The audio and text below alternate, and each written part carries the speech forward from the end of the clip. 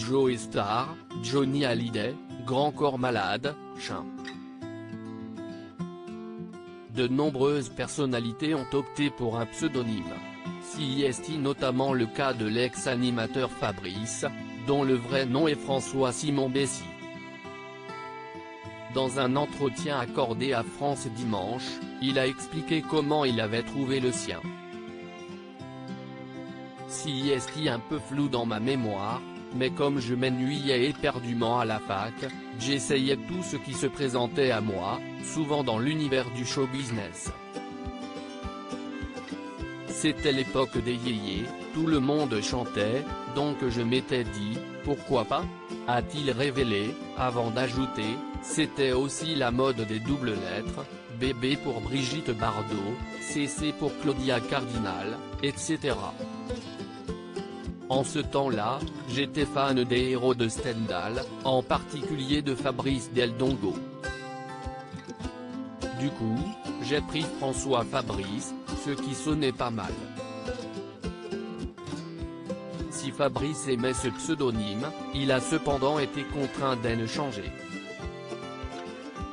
Mais quand je suis entré à la radio, il trouvait ça embêtant que j'ai un nom de chanteur, du coup j'ai juste gardé Fabrice, a-t-il révélé. Toujours sociétaire aux grosses têtes, l'ex-animateur apprécie de revenir parfois à la radio. Avec une certaine émotion, il a en effet déclaré « Ça me rappelle ma vie active et je prends vraiment plaisir à retrouver des personnes avec qui je travaillais. » Même si CIST parfois un peu fatigant, car je suis entouré de gens bien plus jeunes que moi qui vont 10 fois plus vite. Ça m'amuse beaucoup, mais comme je suis aujourd'hui un peu sourd, ça me demande une grosse concentration pour essayer de rester dans le coup. Laurent Ruquier est absolument adorable avec moi. Mais je ne connais pas le 10e des gens dont il parle, d'ailleurs, on s'en amuse.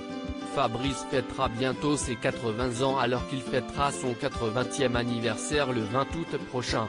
Fabrice a confié dans les pages de France Dimanche être nostalgique d'une certaine période.